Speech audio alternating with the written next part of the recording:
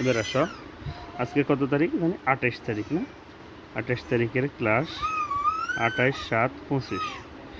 একটি সমকোণী ত্রিভুজের ভূমি 5 সেন্টিমিটার, উচ্চতা 14 সেন্টিমিটার হলে ত্রিভুজটির ক্ষেত্রফল নির্ণয় করো। তাহলে দেখো, তাহলে আমাদের তো দেওয়াই আছে।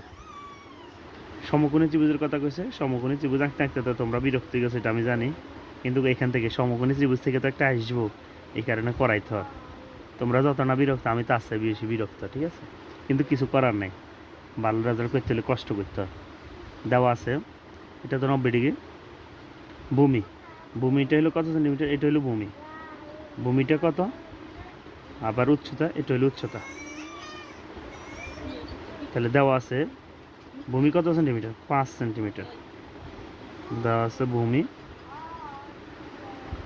দেওয়া আছে ভূমি হইল যে ভূমি কত সেন্টিমিটার? 5 সেন্টিমিটার।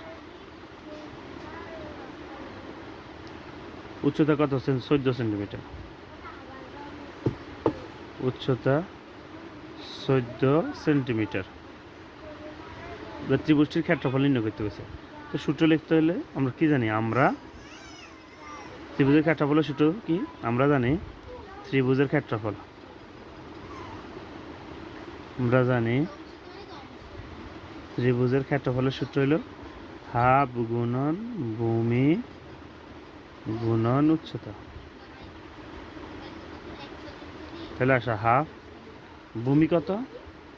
ভূমি হলো 5, উচ্চতা কত? 14। দুই তো 5 ভাগ যায় না, 2 নিচে 1 অংশে 5 অংশে 14 অংশে, এখানে অংশে নিচে কিছু নেই, বুঝতে এটা করে। তো 2 দিয়ে 14 ভাগ গেলে 7 দুগুণে 14, আর সাথে 35, 35 থেকে 35। এবার আসো তাহলে এবার ক্ষেত্রফল, তো ক্ষেত্রফলের বেলায় কি হয় মনে রাখবা? ক্ষেত্রফলের বেলায় বর্গ হয়, বর্গ সেন্টিমিটার, বর্গ সেন্টিমিটার, ঠিক আছে? ক্ষেত্রফলের বেলায় মনে রাখবো এককটা বর্গ হয়।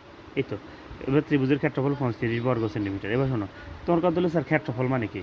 ক্ষেত্রফল মানে হলো এটার ভিতরে যথাগিনি জায়গা আছে, ত্রিভুজের ভিতরে যথাগিনি জায়গা আছে, এটাকে বলে কি? ক্ষেত্রফল।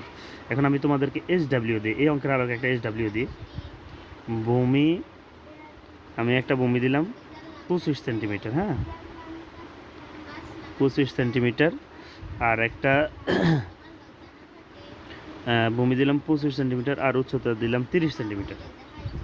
এটা তোমরা স্যারে করি পাঠাবে, ঠিক আছে? এটা আমার করি তোমরা হোয়াটসঅ্যাপে পাঠিয়ে দিবে। সবাই অবশ্যই প্রতিদিনের কাজ প্রতিদিন করে নিবে, এটা বাড়ির কাজ, ঠিক আছে? এই অঙ্কটার মধ্যে ভূমি এবং উচ্চতা চেঞ্জ করে দিয়েছি, এটা বাড়ির কাজ।